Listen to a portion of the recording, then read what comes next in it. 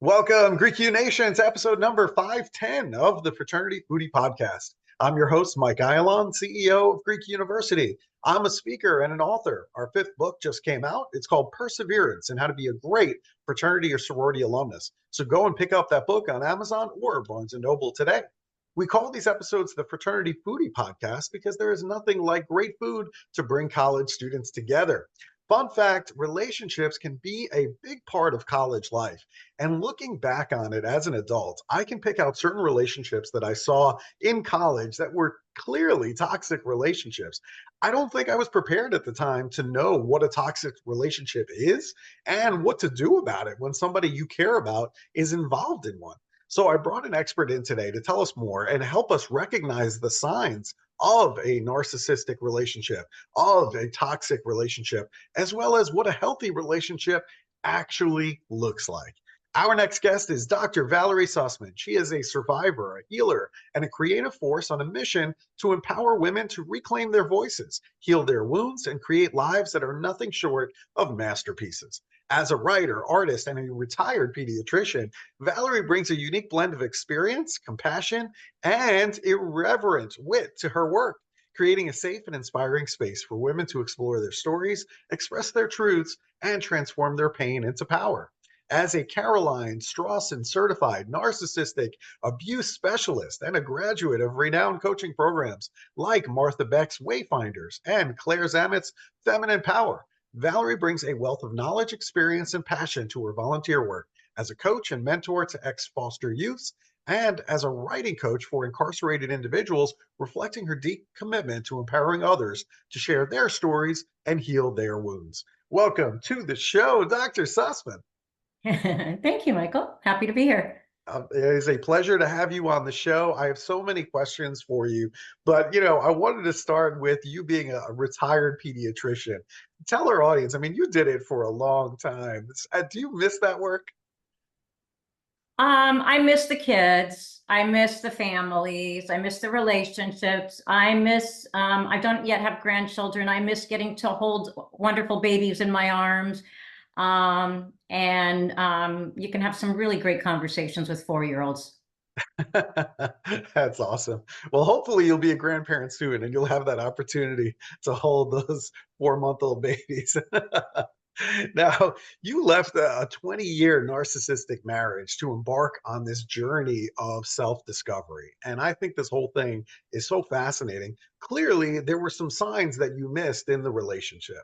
So how do you recognize a wolf in sheep's clothing? Yeah, it's a great question. And as you said, it took me 20 years to do so. So anybody can fool anybody. So I'll just start with that. Even a doctor. I missed the diagnosis, as they say. But a wolf in sheep's clothing is essentially exactly what it sounds like. What you see is not what you get. So these are the people that present themselves as the good guy, the great gal, the kind person, the caring neighbor. But what lurks underneath is bad intentions, and these people are out to dominate, and they are predators. And I think this is where you have to really listen to your gut. And if something feels off or you sense that all is not what it seems, that's when you want to really pay attention. And I would just tell anybody in your audience and anybody in general in new relationships, and especially if things seem too good to be true in the very beginning, and you're saying, oh my gosh, this person's so perfect, everything's so great, how did I get so lucky? That's all great in the beginning, but you want to go slowly, because if somebody really is a wolf in sheep's clothing, their true colors will come out in time. That's really helpful. I talk to college students all over the country about hazing prevention within athletics, within fraternities and sororities, as an example. And my definition of hazing is always physical or mental abuse. And I think the physical part, certainly college students understand that, right? I mean, some kind of an assault, clearly we understand what physical abuse is, but the emotional or the mental abuse, that part is a little bit more difficult for the students to really grasp. And they don't know where that line is. Can you explain to our audience what is emotional abuse? Yeah. Emotional abuse is really, really tricky, as you say. I mean, if somebody's got bruises or they're being held down or the doorway's blocked, we know that. We know that danger. It feels dangerous. Mhm. Emotional abuse is tricky. It's insidious. So I think the thing to remember for anybody is the purpose of abuse. Abuse is always to dominate, to gain power and control. Any kind of abuse, whether it's physical, sexual, emotional. Um, as I said, emotional abuse is really tricky. And what emotional abusers do is they basically prey on your emotions in order to control you. So they want to diminish you and take over your sense of self because, again, it's all about power and control. And if you don't trust yourself, if you feel like you're not good enough or this person's too good for me, whatever it is, that helps them gain control. And so there's a number of tactics. You know, your audience has probably heard the term gaslighting by now, which is where somebody tries to get you to doubt your perceptions and your reality. So it's I never said that. That didn't happen. You're crazy. Gosh, you're always overreacting. You're too sensitive. So that's what gaslighting is. Some other techniques might be blame shifting. So, well, yeah, I wouldn't have flirted with the bartender if you had come to my gig last week, putting the blame on you, and now you're defending your actions. And so you're left to feel like I'm always in the wrong. To quote Taylor Swift, I'm the problem, it's me, right? So there's that. But other techniques would be something like moving the goalpost. So, well, if you do this, then I will do that. And then you do this. And it's like, well, yeah, but it wasn't good enough. Or those sorts of things. So the thing that's really dangerous about emotional abuse is that it does sneak up on you and it's not so clear to delineate as bruises on your arm, say. But it really messes with your self-esteem. And the thing that's scary about emotional abuse is most of us who have been victimized by emotional abuse don't realize. We don't realize we've been the victim of abuse. And I think, once we recognize that, then we can, move towards the path of getting out or healing or whatnot. But recognizing abuse, and again, I'm going to go back to trust your gut. If things feel off, if you are confused and saying something's not right, but I can't figure out what it is, that bears further investigation. Mm, really good points. And that's also helpful to understand how these relationships make you doubt your reality. Those examples, I think, are really helpful. The other thing, too, is that I feel like a lot of college students don't necessarily know what a healthy relationship looks like. All they get is what they see off of, let's say, movies or television or music videos. But I mean, a lot of that stuff isn't real. So, what's the difference between a toxic relationship and a healthy relationship? And maybe you can give us some examples. Okay. It really comes down to safety.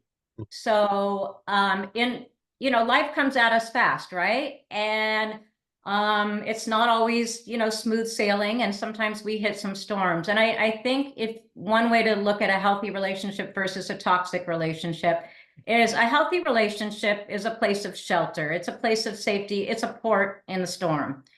And to simplify things, a toxic relationship is the storm. These relationships make us, feel off balance, unsafe, insecure, unsure of ourselves. The way I like to look at it is to break it down into how I feel in this relationship. I think we sometimes neglect our feelings, and feelings are messengers. So it comes down to how I feel. Do I feel safe? Do I feel seen, heard, understood, appreciated, accepted? Versus do I feel unsure of myself and unsafe, and I don't know where I stand. And then the other thing to look at are the actions. And certainly there are red flag behaviors if somebody's putting you down, criticizing you, neglecting you. So you want to look at what your partner's doing. Are they dismissing your accomplishments, or keeping you out all night before a big exam, sabotaging you, for instance? So those sorts of behaviors, are they trying to control you? I had a friend's daughter recently I was talking to, and her now ex-boyfriend, thankfully, was talking about how he told her she wasn't allowed to have any male friends. And then when she was sleeping, he would scroll through her phone to see who she'd been in contact with. That's extremely toxic, controlling, manipulative, behavior. So, you want to look at that. And then you also want to look at your own behaviors. So are you expressing yourself? Do you feel like you are your best self with this person? Or are you playing small, self-silencing, walking on eggshells? And again, I think it really comes down to, do you want the port or the storm? And I'm going to go with the safe place. That's really helpful too. Let's assume for a moment that we're in a sorority together and I see one of my sorority sisters. She is clearly in a toxic relationship. I can see it. Maybe I even have other sisters talking about how toxic this really looks to all of us. How do we support a friend or a sister or a brother who is in a toxic relationship? Yeah, it's a great question. And I am essentially 100% sure pretty much most of your audience, if not all of your audience, can relate to that. Mhm. It's tricky. It's tricky because you have to tread carefully. And narcissistic and toxic relationships are by their very nature shaming, because something tells us things aren't right or things are off, and yet we are choosing to stay in this, and even though we're not feeling good about ourselves. So number one, you want to be careful to not shame. And the way that looks is you offer a safe place. So you listen without judgment. You don't give unsolicited advice, unsolicited opinions. You don't tell the person to get out if they're not ready. Physical danger is an exception to all of this. I just should have said that first. Safety, safety, safety. So if somebody is in physical danger, that's another story. Okay, that is imminent, and but assuming they're not, it's really about offering a safe place, a shoulder to lean on. If you have concerns, you want to use I statements. So you want to say, I've noticed that. Or I had a friend tell me, when I was going through mine, I noticed you don't laugh anymore. That's an odd thing, but it made me sit up and go, oh my gosh, what's going on? I noticed you don't go to the dance class you love every Thursday night anymore. Those sorts of I statements.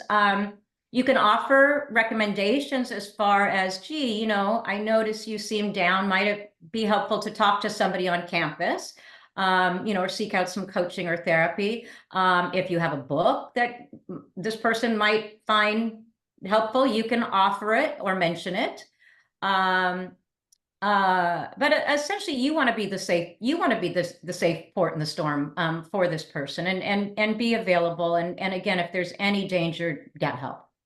That's excellent, excellent advice. How can somebody heal from this kind of narcissistic abuse? What does that look like?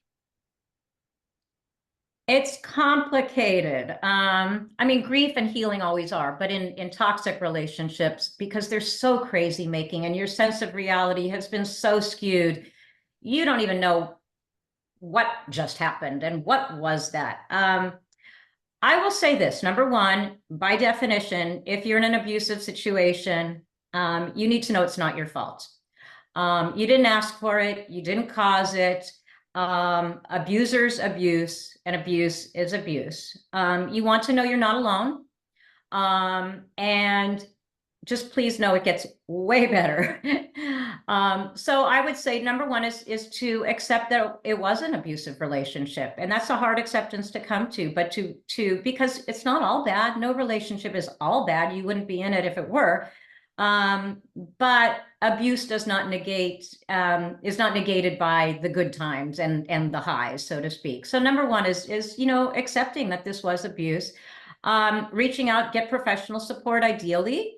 Seek out, there's some very good support groups online. of other survivors, and college campuses I know often will have relationship support groups, so support groups. Pursue activities and friendships that maybe you've neglected during the relationship. These relationships can be, they can really submerge you and take you over. And you may have been neglecting friendships or activities. Explore new activities and meet some new people. Journal. Be willing to feel your feelings, because a lot of times in these relationships, we suppress the feelings that we're having because they don't feel safe. And so you may feel a flood of feelings afterwards. And again, I would recommend professional help. If you find yourself backsliding and you're, oh God, I miss this person, or, and they seem to have sailed off into the sunset, you can make what I call a shit list. I hope I'm allowed to use words like that on your program. Sure. If these are college students, they've heard it before. Yes. So I call it a shit list. And that's when you're, sitting and fantasizing about, oh, that time we did this or whatever, or how great his or her new partner has it. Make a list of all those times when you felt really shitty and they did really shitty things, and pull it out and read it to reinforce that this was not a good relationship. Forgive yourself. You might be feeling some anger, not just at the other person, but at yourself. How did I let this happen? How did I not know? How did I accept such awful behavior? Everyone saw it but me. So self-forgiveness is really important. Forget the other person. They're not your problem anymore. Forgive yourself. And be patient and give it time. Yeah, it's so interesting, that shit list that you talk about, because we tend to look back on history with fondness, right? We tend to look back on these things and we remember all of the good times, but we don't necessarily remember all of the bad stuff, or we tend to like kind of box that up and hide it to the point where we forget about those bad things. So I think that's a really interesting point that you brought up there. Yeah. The other thing too is I was certified at the Sexual Assault Center in Nashville, Tennessee. And what was interesting when I first did the tour was just looking at all the different types of therapy that they have for survivors. I thought that was so interesting, like art therapy as an example, right? You talk about, yeah, exactly, right behind you. You talk about play as a good form of healing from this type of toxic abuse. What exactly does that look like in terms of play? What does it look like? It looks like this. No, it can look it can look however you want it to look. But play, when we're in a state of play, we lose ourselves, right? We're not in our heads. We're not thinking about this or worrying about that. So play gets us out of that rumination, obsession, worrying frame of mind, and it brings us to a loose place where we're just free to be. It's a way to explore any feelings or express yourself. It feels good. It's fun, which if you've been in a toxic relationship, you probably have had a bit of a fun deficiency in your life for a while. And it's a way to be really, we talk about mindfulness and meditation and yoga and those sorts of, walking in nature, which are all amazing. Mhm. And I recommend. But when you're in a state of play, you're in the moment, and that can be really, really healthy and really therapeutic. It's a way to connect with others. I'm a big proponent of creativity because I think it helps us with our neuroplasticity. It helps us, create new neural pathways in our brains, which are great for building resilience at any phase of our lives. So yeah, there are a lot of benefits of play. Fantastic. Really good stuff. I know you have an upcoming book that it's called Decoding Narcissism, A Survivor's Guide from A to Z. So number one, when is that book coming out? And then number two, what are the listeners going to learn once they pick up that book? Okay. The answer to your first question is I don't know when it's coming out. It's out on submission right now. So hopefully sometime in the next year, and I will let you know. Nice. And what it consists of, I'll give you an example. Yeah. You talked about how common it is to look back on previous relationships with fondness, and we sort of whitewash and cover over all the bad and remember the good. There's a term for that, and it's called euphoric recall. So what my book is it's essentially an encyclopedia, a dictionary of everything narcissism. So if you come to me and you say, we broke up, he broke up with me, and now he's calling me and texting me, and I don't know what he's doing, I say, you're being hoovered. And there's a term, that's a stage in a narcissistic relationship where the ex tries to suck you back in, okay? If you're in a relationship where things feel like they're going too fast, it's too much too soon. On the one hand, it's really intoxicating and exciting, but there's also a party that's going, I don't know. Caroline Strawson, who is one of my mentors in the field, she talks about her ex husband, whom she was with for many, many years, getting a tattoo with her name 3 months into the relationship. That's too much too soon. That would be love bombing. So the book is really to help other victims make sense of their experience, because it is so crazy making. And when we have the terms and the language, and I can say to you, oh, well, he's moving the goalposts, or, oh, that's the devaluing stage of the narcissistic relationship, when they go from the love bombing, you're so amazing, you feel like you're on top of the world, to finding fault with everything you do. Whether it's gaslighting, blame shifting, something called future faking, making promises they never intend to keep, those sorts of things. But it's all about giving language to this experience to help us make sense of it. Yeah, that's going to be a great resource. I know a lot of people end up in these narcissistic or emotional abuse relationships and not really understand what's happening, or to be able to use language with other people to explain what's going on. And so I think that this is going to be a great resource. I really look forward to it coming out. You'll have to keep me updated once it comes out, so that way I can let all of our listeners know to go and pick that up. So that's going to be really, really helpful. Now, my listeners and I, we love to eat. I will tell you, that is like my favorite pastime, is finding great restaurants in all the different cities that I go and speak. And, you're in San Diego County, California, which is just a beautiful place on earth, right? So I need to know the next time I'm in town, which, the weather is beautiful, by the way, like 365 days a year in San Diego County. So where should I go for a great meal once I find myself there? Yeah. Okay, great. I love it. We are right over the border from Mexico, so you know where I'm going with this. Mhm. It's tacos, okay? It's Mexican food. There are some amazing tacos and burritos. There's actually something called a California burrito, not my thing, and they put French fries, I think, in the burrito. Okay, the young people love those. Okay, just So saying. if you have a burrito with French fries in it, it's a thumbs up for the young people. I guess for yes, for your audience, I think so.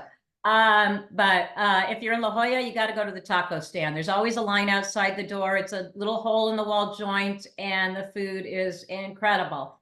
If you want more upscale tacos or some really good margaritas, there's several Puesto restaurants. It's more upscale, sort of nouveau tacos. So good. And for down home, authentic Mexican, you go to Old Town, and you go to Old Town Mexican Cafe. They make their own burritos. My husband and I drink the salsa. Yeah, It's that good, you I'm drink not the salsa. exaggerating. Yeah, yeah. Well, those are some Plus great vitamins. recommendations. I do love all the tacos. So, yeah, those are all great recommendations, and really a beautiful spot on planet Earth. I mean, there's really nothing better than La Jolla, really. I mean, there's nothing more beautiful on Earth. I'm telling you, go there, see it for yourself, and you're going to come back and tell me, Mike, you were right. This is paradise. So, good on you for living in the most beautiful place in the world. Yeah, it's touched everything. All right. So if our listeners, if they find themselves in a relationship with narcissistic abuse, emotional abuse, and maybe they need a coach to help them through, or eventually they're going to want to buy your book too. So how can they connect with you in the future? Yeah. To connect with me, my website is valeriesussman.com. I have some articles on Substack at valeriesussman.substack.com. My Instagram, which I think will be a fun resource for your audience. There's some videos and some definitions, and that is Valerie Sussman _creative. That's my Instagram. to find coaches, I'd probably go to Caroline Strawson, Strawson, just like it sounds, .com. She has a whole program. If somebody wants to do, I think it's a 10-lesson program, 12-lesson program on healing. And she also does coaching and she trains coaches. So she's a great resource. You know, and I think, just to add on, I think it is important, if somebody realizes and recognizes they've been in an emotionally abusive or especially a narcissistic relationship, you want somebody who has knowledge and experience in dealing with that. You don't want to be, I was talking to a friend recently who was telling me that her therapist, this is in Montana, was not familiar with narcissistic abuse and basically was learning from her. You want somebody who gets it, who has the expertise and the experience to really guide you and knows what you're going through and has the tools to help you. All of those resources are spectacular. So thank you so much for sharing all of that. Of course, if you want to connect with Dr. Valerie Sussman, just go to valeriesussman.com, and she will keep that website updated with all of her links, her book eventually, yada, yada, yada. We appreciate all of that. That is all fantastic information. So thank you so much for shedding a light on this issue. I know a lot of college students get caught up in these types of relationships, and they don't really know where to go in order to get the assistance they needed. And so I think you've done a phenomenal job guiding them. So thank you. Thank you, Michael. I appreciate it. And there are resources out there, and the sooner you know this information, look, I wish I knew it in my 20s. Right. The sooner you know it, the better. Yeah. Well, you've done a good deed today, educating a lot of the 20-year-olds that are out there to really give language to what they're seeing right now in their relationships. So we appreciate that. And to our listeners, if you enjoyed this conversation with Dr. Valerie Sussman, I want you to like it, and I want you to share it with other college students that really need to hear her words. Perhaps you know of somebody in your life that is experiencing this kind of narcissistic abuse or emotional abuse in their relationship, and this might be helpful for them. So please forward this to them. And thanks so much for joining us on the Fraternity Foodie podcast today. We'll see you on the next episode. Thanks for joining us.